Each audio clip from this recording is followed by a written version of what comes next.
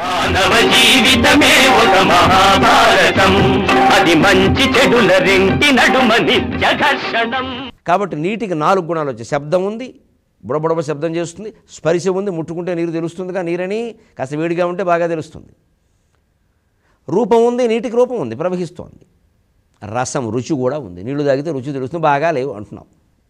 అధ్య పృథివీ, ఆ నీటి నుంచి భూమి పుట్టింది. కాబట్టి భూమికి 5 గుణాలు ఉన్నాయి. శబ్దం ఉంది, భూకంపాల ద్వారా పేలుడు శబ్దాలు వినిపిస్తూనే ఉన్నాయి. భూమి కదులుతున్న పొరల చప్పుడు కూడా వినిపిస్తుంది శాస్త్రజ్ఞులకి. స్పర్శ ఉంది, ముట్టుకుంటున్నాగా. రూపం ఉంది, కనపడుతోందిగా. రసం ఉంది, మట్టి తింటున్నాం, బాలెంతలు ఇంకాస్త ఎక్కువ తింటారు, రుచిగా ఉందని. గంధం, వాసన ఉంది. గంధవతి పృథివీ, పృథివీకున్న పేరులో గంధవతి అనేది ఒకటి. ఇక్కడ గమనించండి, ఒక లౌకిక అలౌకిక భేదం. దాని నుంచి ఇది, దాని నుంచి ఇది, దాని నుంచి ఇది, దాని నుంచి ఇది ఏర్పడి 5వ భూతమైన భూమి ఏర్పడేసరికి దీనికి 5 గుణాలు వచ్చాయి. అంటే నువ్వు ఆకాశం నుంచి భూమి కిందికి దిగడమేగా. కిందికి దిగుతున్న కొద్దీ, ఆధ్యాత్మిక తత్వం నుంచి భౌతిక తత్వంలోకి దిగుతున్న కొద్దీ వాసనలు ఎక్కువ అవుతాయి. శబ్దాలు, తన్మాత్రలు, వాసనలు ఎక్కువ అవుతాయి. పైకి ఎడుతున్న కొద్దీ తగ్గుతాయి. భూమి నుంచి మళ్ళీ అగ్నికి వెళ్ళావు, తగ్గింది, గంధం పోయింది. నీటి నుంచి మళ్ళీ అగ్నికి వెళ్ళావు, అక్కడి నుంచి రసము గంధం కూడా పోయాయి. అగ్నితత్వం నుంచి మళ్ళీ వాయుతత్వానికి వెళ్ళావు, రూపరసగంధాలు 3 పోయి.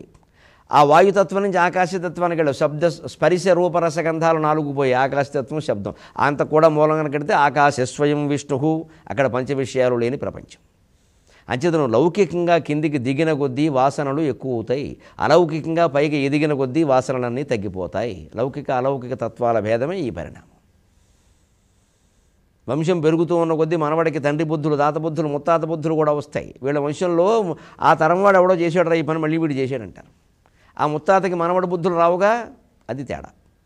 పండిత పరమేశ్వర శాస్త్రి వీలునామాను ఓ నవల ఉంది, గోపీచంద్ రాశాడు. అందులో పరమేశ్వర శాస్త్రి గారి మనవడు ఆయన ఒంటి మీదకి గడ్డం పీకుతూ ఉంటాడు. ఈయన ఈ మనవడు అడుగుతాడు తాతను, నీ పేరేమిటి అంటాడు. నీ పేరేమిటి అంటాడు తాతగారు మనవడిని. మనవడు జవాబు చెప్పకుండా నీ పేరేమిటి అంటాడు. పండిత పరమేశ్వర శాస్త్రి అనగానే నా పేరు ఎందుకు పెట్టుకున్నావు అంటాడు వీడు. మనవడు ఆయన పేరు వీడికి పెట్టారు, కానీ వీడు విచిత్రంగా నా పేరు ఎందుకు పెట్టుకున్నావు అంటాడు. అలా ఉందన్నమాట కదా. అలాగే మనవడికి తాత లక్షణాలు అన్నీ వస్తాయి, తన లక్షణాలు తాతకి వెళ్ళాయంటే అలాగే. అంచేతన భూమి శబ్దస్పర్శ రూపరసగంధ సమన్వితమైంది కాబట్టి గొప్పదయా. ఈ భూమి సప్తద్వీపావసుంధర, ఈ భూమధ్య రేఖా ప్రాంతాన్నే మేరు పర్వతం అంటారు. ఆ మేరు పర్వతానికి దక్షిణంగా సుదర్శన ద్వీపం ఉంది. అది బంగారపు రంగులో మెరిసిపోతూ ఉంటుంది, 8 అంచుల సుదర్శన చక్రంలా ప్రకాశిస్తూ ఉంటుంది. ఆ మేరు పర్వత ప్రాంతాల్లోనే భూమండలం మీద జంబూ వృక్షం ఉంది, నేరేడు చెట్టు. అది ఎప్పుడూ ఆ పళ్ళు రసాన్ని గారుస్తూ ఉంటాయి. ఆ జంబూ రసంతో నేలంతా నిండిపోయి ఉంటుంది. కాబట్టే ఇక్కడ దీన్ని జంబూ ద్వీపం అంటారు. బంగారానికి జాంబూనదం అనే పేరు కూడా, ఎందుకంటే స్వర్గంలో బంగారం జాంబూనదం నేరేడు పండు రంగులో మెరుస్తుంది. నేరేడు పళ్ళ రసం రంగులు. మన దగ్గర బంగారం పసుపు రంగులో ఉంటుంది, స్వర్గంలో బంగారం నేరేడు పళ్ళ రసం రంగులో, లేత నలుపు నీలం కలిపిన రంగులో ఉంటుంది. ఈ రంగులో ఉండదు బంగారం. అందుకే ఏదో చమత్కారానికి ఒక కథ చెబుతారు. ఒక పెద్ద మంచి సంపన్నుడైన వాడు తన ఆస్తి అంతా కోల్పోవడం ఇష్టం లేక చివరిలో శ్రీశైలం వెళ్ళి తపస్సు చేశాట. శివుడు ప్రత్యక్షమయ్యాడు. బోళాశంకరుడు కదా, ఏం కావాలన్నాడు. నేను సంపాదించిన ఆస్తి అంతా బంగారపు ఇటుకల రూపంలో నాకు కూడా రావాలన్నాడు. తథాస్తు అన్నాడు. భగవంతుడు ఏదైనా చేస్తాడు. ఇంతవరకు ఎవడికి వెళ్ళాల. మొత్తం ఆయన 2,000 కోట్లు సంపాదించాడు, సిబిఐ వాడికి దొరకకుండా. ఈ 2,000 కోట్లు చిన్న చిన్న ఇటుకలు, బిస్కెట్లు కాదు ఇటుకలు అయ్యాయి. వాడు పెడుతుంటే వెనకాల డోయ్ డోయ్ డోయ్ అని వెనకాల పెడుతున్నాయి. చూసుకుంటున్నాడు మధ్యలో, ఆయన బాగుంది అనుకున్నాడు. అక్కడికి వెళ్ళాడు. తీరా స్వర్గానికి వెళ్ళాక వాళ్ళు ఈయన లోపలికి రానిచ్చారు. ఇవన్నీ ఏమిటన్నారు. బంగారం అండి అని. ఏమిటి బంగారం అన్నారు. మా భూలోకంలో బంగారం అండి అంతా పట్టుకొచ్చాను, నాకు ఇక్కడ మళ్ళీ ఏసీ రూమ్ కావాలండి, పరుపులు కావాలండి, అన్నీ కావాలండి, సౌకర్యాలు కావాలంటే ఇవి తీసుకుని నాకు ఇవ్వండి అంటే, ఇవి ఎందుకు మనకు వస్తాయి ఇక్కడ అన్నారు. మరి ఏమిటంటే అక్కడ ఒకసారి చూడమన్నారు. అక్కడ మురుగు కాలువ నీళ్లు ప్రవహిస్తున్నాయి. స్వర్గంలో మురుకు ఉండదా ఏమిటి.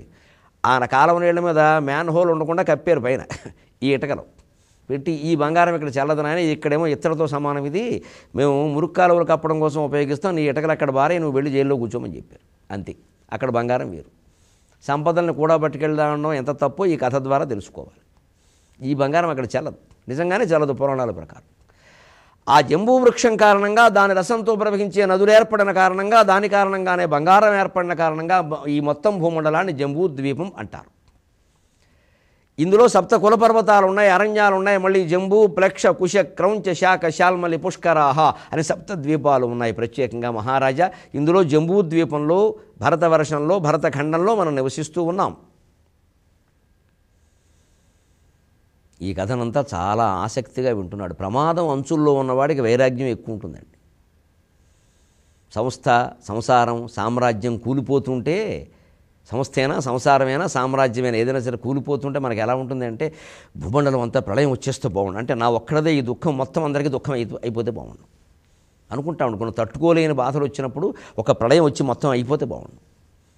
మనం ఒక్కడమే ఎందుకు బయటపడాలి? ఈ స్వార్థం మనిషిలో ప్రవేశిస్తుంది. ఈ వైరాగ్యంలో కూడా అంతర్గత స్వార్థం ఉంది.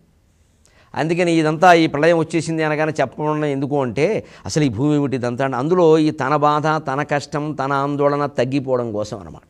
అయినా మంచి పని. జంబూద్వీపంలో అతి ప్రధానమైనది భారతవర్షం మహారాజా. ఈ భారతవర్షంలోనే 7 కుల పర్వతాలు ఉన్నాయి. మహేంద్రోమల యస్సఖ్యో శుక్తిమాన్ గంధమాదన వింధ్యశ్చ పార్య అత్రశ్చ 7 కులపర్వతాక. మహేంద్రము, మలయము, సహ్యము, శుక్తిమంతము, గంధమాదనము, వింధ్యము, పారియాత్రము, ఈ 7 కలిపి 7 కుల పర్వతాలు అంటారు. ఇవన్నీ భారతవర్షంలో ఉండడం మన అదృష్టం. ఇన్ని ఉన్నా కూడా బడుగు దేశం అభివృద్ధి చెందుతున్న దేశం అనిపించుకోవడం మన దురదృష్టం.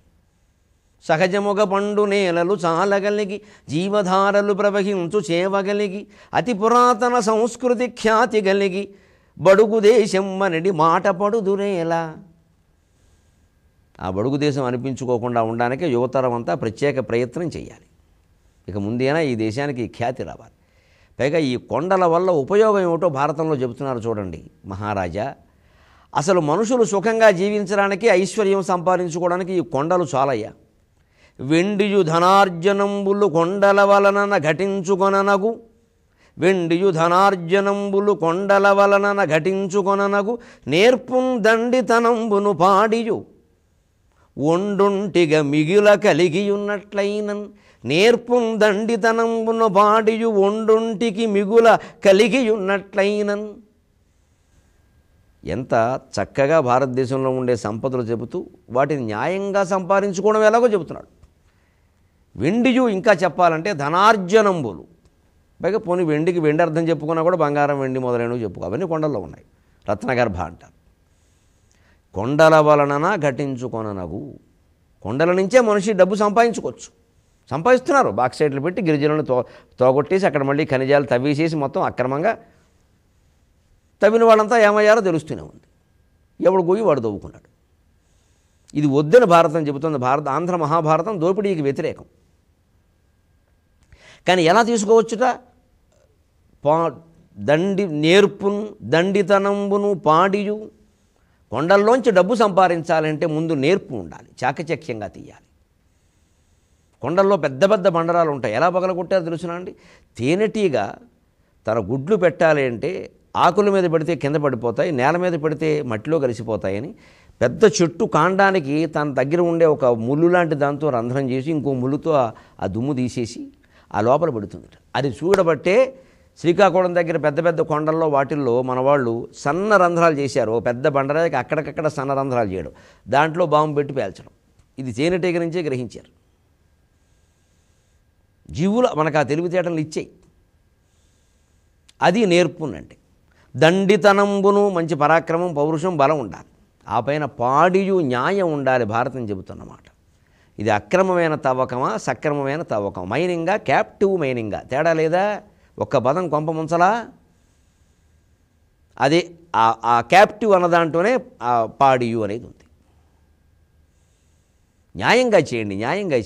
న్యాయంగా వచ్చే సంపదే బోల్డ్ ఉంది. ఆ సంపద అనుభవించడానికి, సంపదలు సంపాదిస్తున్న వాళ్ళు ఎవరినైనా మీరు గమనించండి, అనుభవించట్లేదని ఊరికే సంపాదిస్తున్నారంతే. తోసే ఇక్కడ తోసి, స్విస్ బ్యాంకులో తోసి, కర్ణాటకలో తోసి, బొంబాయిలో తోసి, వీడిని బట్టి శ్మశానంలో తోసి. మనం రేపటికి వెళ్ళిపోతామనే ఆలోచన ఉంటుందా మనిషికి? పోనీ ఇంకా నిజానికి ఏ పూట దాపూట ఖర్చు పెట్టేవాడు వీళ్ళకంటే అదృష్టవంతుడు. వాడు ఏదో అనుభవించాడు, అయిపోయింది. తిన్నాడో తాగాడో ఏదో చేశాడు. వీళ్ళు దురదృష్టవంతులు, తినరు తాగరు, వీటి గురించి ఆలోచిస్తూ అనవసరంగా ప్రాణాలు పోగొట్టుకుంటారు. కోటీశ్వరులను చూస్తే జాలేస్తూ ఉంటుంది నాకు. ఏం అనుభవిస్తున్నాడు ఆయన?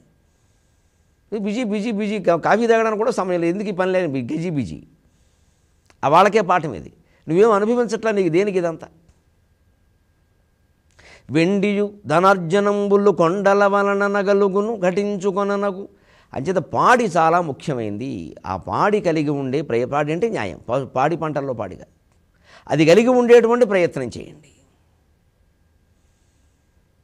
ఒండొంటికి మిగులగలిగి ఉన్నట్లేను. అంటే నేర్పు కంటే బలం ఎక్కువ ఉండాలి, బలము కంటే కూడా ధర్మం ఎక్కువ ఉండాలి. ఎప్పుడు ధర్మానికే భారతీయతలో పెద్దపీట వేస్తారు. అలా సక్రమంగా సంపాదించుకుందుకే అంత అవకాశం మనకి బాగా ఉంటే అక్రమంగా ఎందుకండి? అవినీతి నిర్మూలన ఎంత అత్యవసరమైన విషయమో మనకి దీని ద్వారా తెలియట్లే. అవినీతి వల్లే కదండి దేశం మొత్తం పాడైపోతుంది. ఏదైనా తవ్వుకుందుకు అనుమతిస్తే మొత్తం అంతా తవ్వేయడం, అసలు అనుమతితో పని లేకుండానే తవ్వేయడం. అలాగే ఇంకొక మాట ప్రత్యేకంగా చెప్పుకోవలసింది, అనేక రకాల సంపదలు ఉన్నాయి ఇక్కడ. ఇక్కడ ఏమైనా అరణ్యాలు ఏమైనా తక్కువగా ఉన్నాయా? ఎన్ని అరణ్యాలు ఉన్నాయి అని మీరు ఆశ్చర్యపోతారని మూల భారతంలో నేను లెక్కపెట్టి చెబుతున్నాను. 270 నగరాల పేర్లు, 200 నదుల పేర్లు ఇచ్చాడండి. 200 నదులు ఏమైపోయేది తెలియదు. ఇవన్నీ మొత్తం అన్ని బస్టాండ్ కట్టి పారేశారు. మూసీ అనేది హైదరాబాద్ పక్కన ఉన్నది ప్రత్యేక ఉదాహరణ. ఇది మూసీ అనేదే మూసేశారు దాన్ని మొత్తం. అంతా విస్తరణ జనాభా పెంచుకుంటూ పోవడం, నీళ్లు లేవు తాగడానికి, నిలబడ్డానికి చోట్లేదు. భారత కాలంలో 200 నదులు పేర్కొన్నారు మూల భారతం. వాటినే పద్యాల్లో రాశారు తిక్కన గారు. పైగా వాటి పట్ల కొన్ని నమ్మకాలు కూడా బాగా జనంలో పెంచారు గౌరవం కోసం. గంగా స్నానం, తుంగాపానం అన్నారు. గంగా నదిలో స్నానం చేయండి, తుంగభద్రా నది నీరు తాగండి. స్నానానికి గంగా ప్రసిద్ధం, జలం సేవించడానికి తుంగభద్రా నది ప్రసిద్ధం. ఇవాళ తుంగభద్ర ఎలా ఉందో వెళ్ళి చూడండి. పనిలో పని మహానదుల్లో తిక్కన గారు పెన్నా నది కూడా చేర్చారు. నెల్లూరు వారు కదా, సరే వారి ఆనందం వారిది, గొప్ప నది ఇప్పుడు లేదు కానీ, సరే గొప్ప నదులు ఎన్నో లేవు, గొప్పవాళ్ళు లేనట్టే. అలాగే అది. కానీ నదుల విషయంలో కూడా మనం నేర్చుకోవలసింది, నదులకు పూజ సేయుఘన నాగరకంబకు జాతి మీది ఏ 10 నేండ్లకు అపారముగా జనవాహినులు నది మునుగంగ వచ్చెనన స్నానము చేసెదరు. అంతేగాని నదులకు పూజ చేయుఘన నాగరకంబగు జాతి మీది ఏ 10 నేండ్లకు అపారముగా జనవాహినులు నది మునుగంగ వచ్చెనన స్నానము చేసెదరు. అంతేగాని ఈ నదులు అభివృద్ధి సౌధపు పునాదులటంచు గ్రహింపలేరుకో. నదుల రవాణా గురించి సాగర ఘోషలో రాసిన పద్యం. 12 ఏళ్లకోసారి పుష్కరాల పేరు మీద గోదావరి, కృష్ణ మొత్తం మనం స్నానాలు చేసి మొత్తం కలుషితం చేసేయడం తప్పితే, పూజలు పురస్కారాలు తప్పితే ఈ నది అభివృద్ధి సౌధానికి పునాది అని మనం గ్రహించద్దా? ఆ నదులను మనం కాపాడుకోవద్దా? ఇలా కొండల గురించి, నదుల గురించి చెప్పాడు. అరణ్యాల గురించి ఇంకెంత బాగా చెబుతున్నాడో. అరణ్యాల ద్వారా చక్కగా తేనెటీగ పువ్వుల్లోంచి పువ్వును బాధ పెట్టకుండా తేనె సంపాదించినట్టుగా ఎంత చక్కగా మనం ధనం సంపాదించుకోవచ్చో మనం 23.5 గంటల్లో తెలుసుకుందాం. భారతీయ ఖనిజ సంపద, వృక్ష సంపద, పర్వత సంపద, సమస్తానికి మూలమైన నైతిక సంపద భీష్మ పర్వంలో యుద్ధానికి ముందు భాగంలో వర్ణించబడడం ఆశ్చర్యాల్లోకెల్లా ఆశ్చర్యం. ఈ ఆశ్చర్యకర రస ప్రవాహాన్ని మరింతగా మనం కొనసాగించుకుందాం. అంతవరకు తెలుగులో మాట్లాడదాం.